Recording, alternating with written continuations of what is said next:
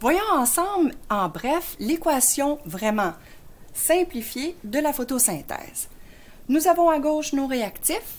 On a besoin d'eau, de gaz carbonique, de l'énergie solaire, donc c'est une réaction de type endothermique, et on va avoir comme produit du dioxygène et du glucose. En fait, on va le voir que ce qui est construit par les plantes, c'est vraiment des molécules de G3P, les mêmes G3P dont on avait parlé en respiration cellulaire.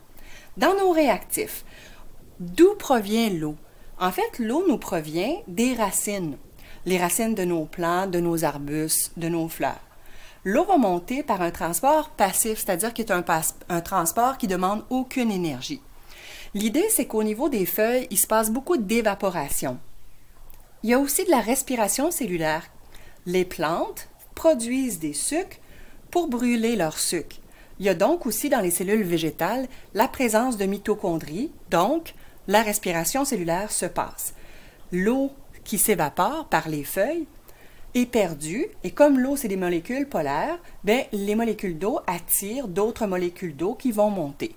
Donc, c'est un transport passif. Les vaisseaux de transport qui permettent à l'eau de monter, ces vaisseaux s'appellent xylèmes.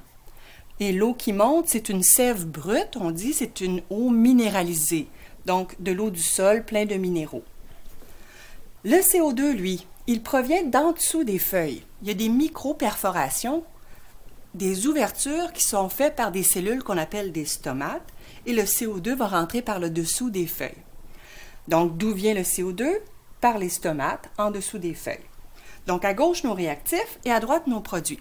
La photosynthèse, vraiment, elle a deux étapes. Elle a la phase photo et la phase synthèse. Pour la phase photo, j'ai trouvé plein de synonymes. Vous pouvez aussi appeler la phase photo phase lumineuse ou la phase photochimique. Cette phase-là, elle nécessite la lumière absolument. Donc, le réactif principal de la phase photo, c'est l'eau, mais le produit principal de la phase lumineuse, c'est le dioxygène.